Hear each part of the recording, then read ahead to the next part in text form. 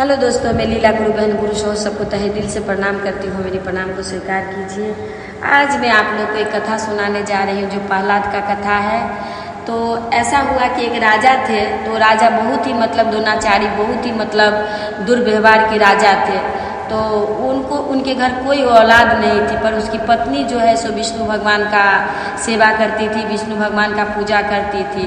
तो वो राजा जो है बोले कि क्यों नहीं अपना घर में एक तोता लाया जाए और तोता को पाला जाए। वो तोता से ही हम लोग अपना माँ बाप का जो सुख सौगारत है उसको पूरा करेंगे। तो वो तोता जो दोस्तों आया था, तो तोता उस जगह का था जहाँ पर कृष्ण भगवान की भागवत होती थी। उसी पेड़ पे वो तोता रहता था। तो तोता जब वो राजा साहब घर लाए तो तोता बोलता था जय श्री हरि, जय श्री हरि, विष्णु का नाम हमेशा लेता। तो राजा के कक्ष में ही वो तोता का पिंजरा रखा हुआ था जो कि श्री हरि श्री हरि श्री हरि का नाम लिया करता था। तो बहुत गुस्सा आ गया, क्योंकि देखिए वो तो एक होता है सत पथ पे चलने वाला, एक होता गलत पथ पे चलना वाला। तो देखिए वो राक्षसी दल के इंसान थे, तो उनको भगवान का कथा, भगवान का ये सब उनको अच्छा नहीं लगेगा। तो वो उसको अच्छा नहीं लगा। तो जब पत्नी के कक्ष में गया तो बोले कि जानती हो तोता ना एकदम बेकार है। तो पत्नी बोली कि क्या बेकार है तोता? तो तोता ना क्या क्या बोलता है। तो पत्नी तो विष्णु भगवान की सेवा करती थी। तो पत्नी बोल रही है कि क्या बोल रहा है तोता, हमें बोलिए। तो तोता कह रहा है जय श्री हरि, जय श्री हरि। अब पत्नी को तो बहुत अच्छा लगा कि भाई देखो मेरा पति के मुंह से कम इतना तो निकला कि जय श्री हरि, जय श्री हरि का नाम तो लिया मेरी पति ने। तो पत्नी को बहुत अच्छा लगा, बोली कि क्या, फिर से बोलिए, हमें सुनाई नहीं दिया। अरे सुन नहीं रही है भगवान, वो तोता बोल रहे हैं श्री हरि श्री हरि। पत्नी बोल रही है कि फिर से बोलिए, मुझे सुनाई नहीं दे रही, शायद मेरा कान में देखिए तो कुछ हो गया है, मेरे को एकदम सुनाई नहीं दे रहा है। तोता क्या बोल रहा है? बोले तोता बोल रहा है श्री हरि श्री हरि। तो इस तरह से देखिए दोनों पति पत्नी अपना एक जगह पे बैठे हुए थे, मस्करी मजाक करते करते दोनों पति पत्नी का एक जगह पे मिलन हुआ। मिलन होने से उनका गर्भ ठहरा। गर्भ ठहरने से प्रहलाद की उत्पत्ति हुई, क्योंकि श्री हरि का नाम लेते लेते उन लोगों का अपना जो भी है, तो श्री हरि का नाम लेते लेते अगर हम कुछ काम करते हैं तो आप समझ रहे हैं वो काम कितना मूल्यवान होगा।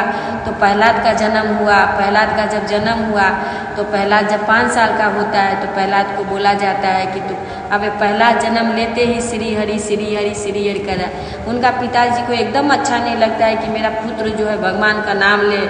तो कह रहा है कि इसे जाओ, इसके ये खेत में दे आओ, बगीचा में दो, ये लड़का पढ़ाई लिखाई करने वाला नहीं है, इसको जाके दे दो धान का खेत उगड़ने के लिए। तो जो राजा साहब का जो बागान है, खेती है, बाड़ी है, तो उसको देखने के लिए उसको भेजा। आप देखिए तो भगवान का नाम लेने वाला, भगवान के राह पे चलने वाला तो कभी ये नहीं करेंगे। तो देखिए वहाँ पे गया है, डंडा लेके बैठा हुआ है एक पेड़ के साइड में, और सब पक्षी सब आ रहे हैं, बोया गया है, पूरा खेत में मक्का बोया गया है।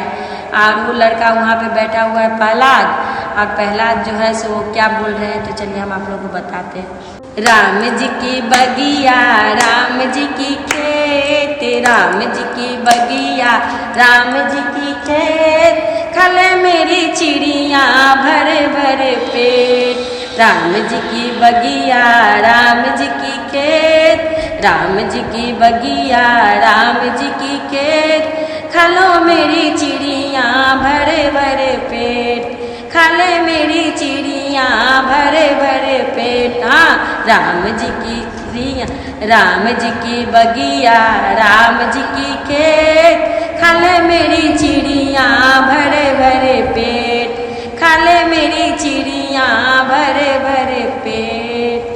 तो ये गाना गा करके एक चिड़िया क्या खा रहे थे, हजारों संख्या में चिड़िया खाने लगे। और खेत में क्या वो होगी, कुछ भी नहीं उगा, और वो सबके सब चिड़िया खा लिए।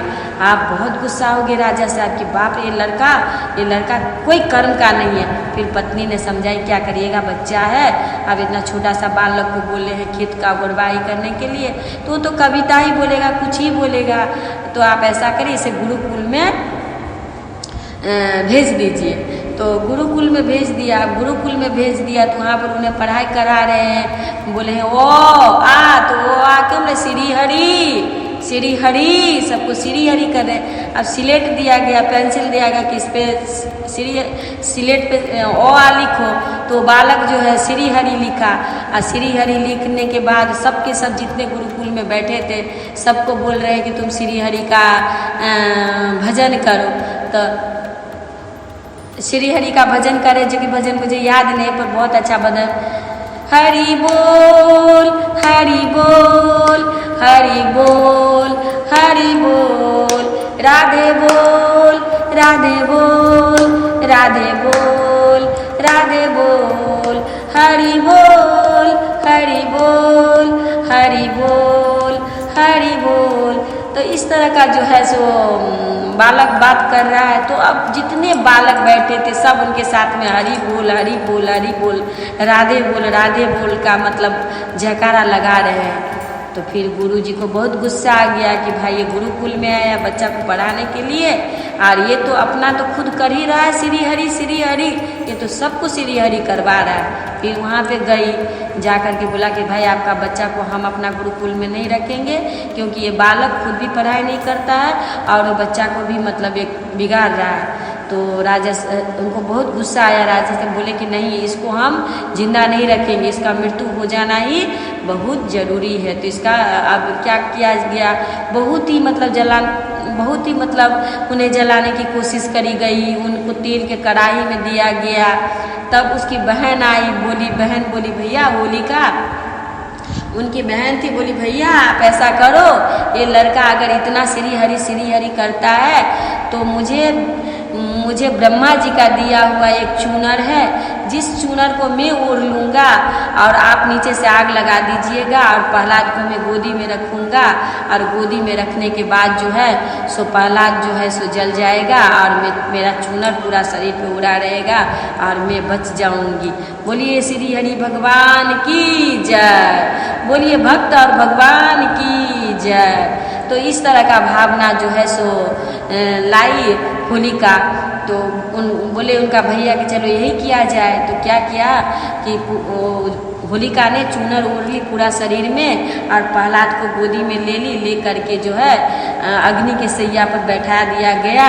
भगवान की श्री हरि की ऐसी कृपा हुई, कितना जोर से तूफान आया कि चूनर जो ओढ़ी थी होलिका ने, वो चूनर जो है पूरा उनका ऊपर से उतरकर प्रहलाद पूरा ढक जाता है और होलिका जल जाती है और प्रहलाद जी का त्यों वहाँ पे कमल के फूल पे दिखाई देता है।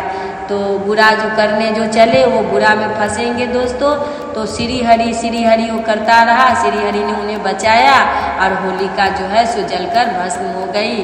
तो कहा गया कि अब इसे क्या, पिताजी ने बहुत मारा और बोला कि तुम्हें यहाँ से हम नगर से बाहर निकाल देंगे।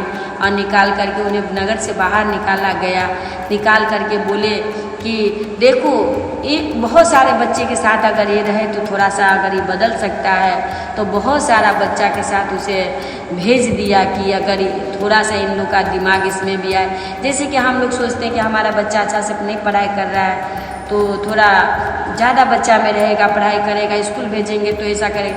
तो स्कूल से भी ऐसे हो गया। तो पिताजी ने क्या किया कि बहुत सारे बच्चा के साथ उनको भेजा और वहाँ का लोग क्या किया कि और बहुत सारे जो भक्त हैं उनके साथ उनको वहाँ भेजे। कहा कि देखो तुम जाओ, जा कर के जो इनका मन चेंज करो। बोले जाओ, जा कर के जो 50 आदमी को मान के चलिए कि भेजा तो बहुत आदमी, लेकिन मैं आपको कम करके बताती हूँ। 50 आदमी को मान के चलिए कि भेज करके बोला कि जाओ वहाँ पर देखो भगवान है और भगवान को कहाँ भगवान है पता करके आओ।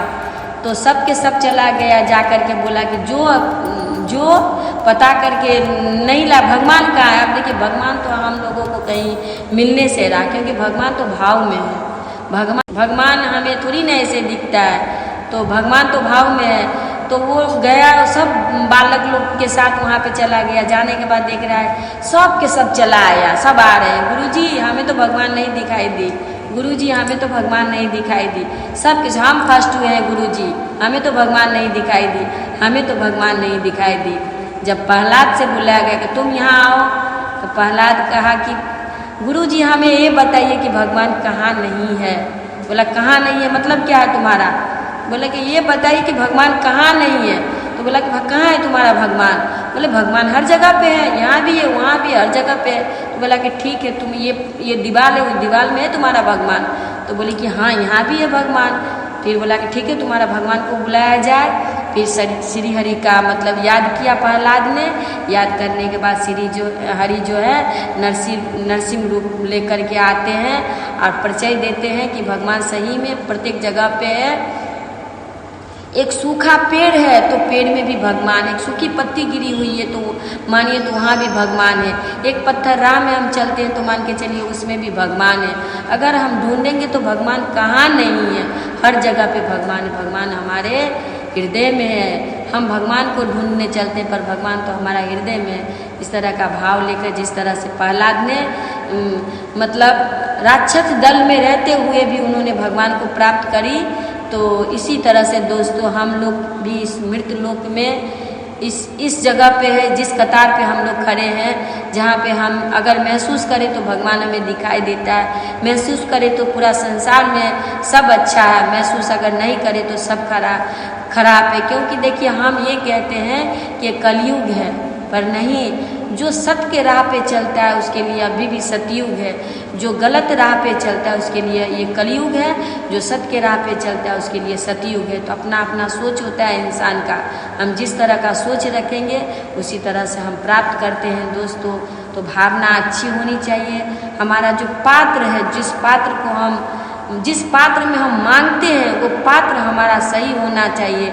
अगर हमारा पात्र सही रहा तो हमें सब कुछ अच्छा मिलेगा। अगर पात्र हमारा सही नहीं रहा तो हमें बरसात तो ऊपर से हो रही है पर वो नीचे से गिर जाएगी और हमें पता ही नहीं चलेगा, हम ढूंढते रहते हैं। तो इस तरह का भावना चिंता हम लोगों को गुरु के संदिग्ध में रहते हुए करना है दोस्तों।